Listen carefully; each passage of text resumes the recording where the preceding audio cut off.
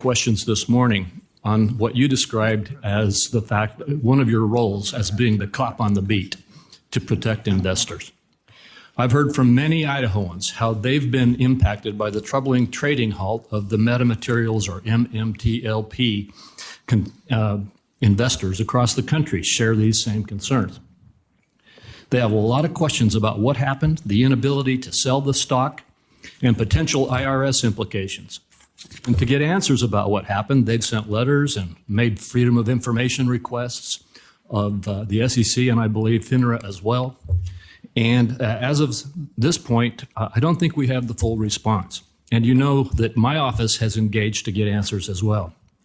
Can you confirm that the SEC is reviewing the trading halt from December 2022, and will you commit to publicly releasing the SEC's findings on this investigation?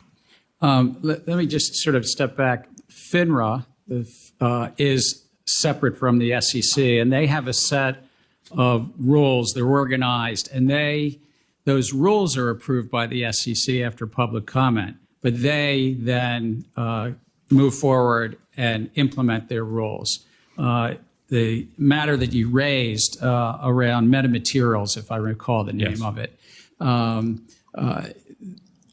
in December of 2022, if I recall. Under FINRA's rules, they sought trading halt. They didn't seek the SEC's advice or permission on that. That is something that they did separately in that matter. So is the SEC not investigating these actions at all? The SEC's role is to investigate many things in the capital markets. We don't speak to specific investigations, but we do on a regular basis examine FINRA for compliance with their rules and examine them on a regular basis on whether they're following their own rules as put out to public comment. And are you examining their process and their compliance with their own rules with regard to MMTLP? We regularly examine, because they're such an important part of the capital markets, we examine them annually, I think. Part of our division of examination has a whole unit that examines FINRA on a regular basis. Well, I don't know whether this question relates to you or FINRA or both, but the investors have asked for the aggregated audited share count for the MMTLP and for the blue sheet data to ascertain whether MMTLP shares were subject to counterfeit and naked short selling. Have FINRA and the SEC analyzed MMTLP for any potential fraud or wrongdoing?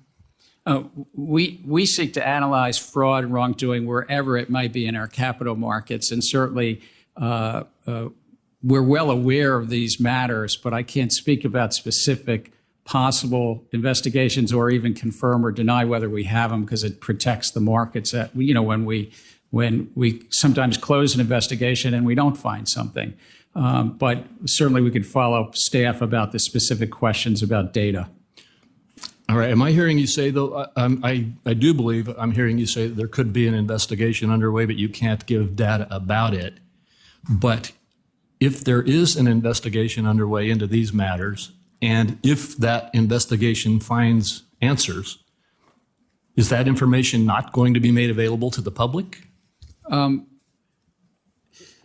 We only make information as a result of any investigation public if we either settle or bring charges in competent courts. And that really helps protect the public and protects individuals when we don't bring charges. Well, then how are investors and, frankly, Congress to know whether you have even undertaken such an investigation or whether such an investigation has resulted in any outcome?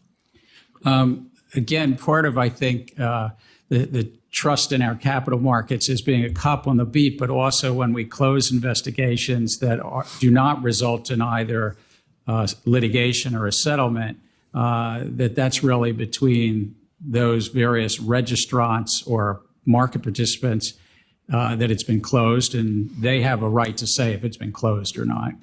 Thank you, Senator Crapo. You can follow up, obviously, with written questions. I see that my time has expired. I will be following up with you on this issue, Chairman Guenzler.